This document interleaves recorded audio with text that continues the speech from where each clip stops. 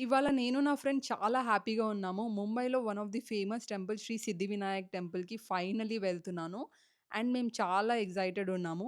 Because ఈ temple చాలా famous and also powerful కూడా. నేను చాలా రోజుల నుండి ఎళ్ళాలనుకుంటున్నా. ఈ టెంపుల్‌లో ఏమైనా అనుకుంటే ఖచ్చితంగా నెరవేరుతుందంట.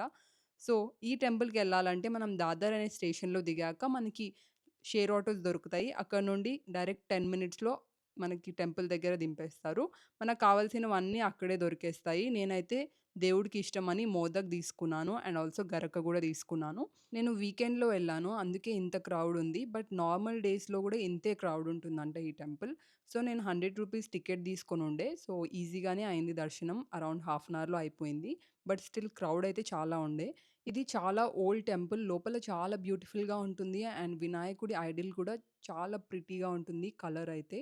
సో, తర్వాత వీడియో అండ్ ఫోటోగ్రఫీ అయితే అలౌడ్ ఉండదు లోపలికెళ్ళాక.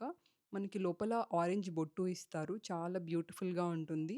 అండ్ లోపల దేవుడి దగ్గర మోదక్ పెట్టి ఇస్తారు. మనం ప్రసాదం పంచొచ్చు.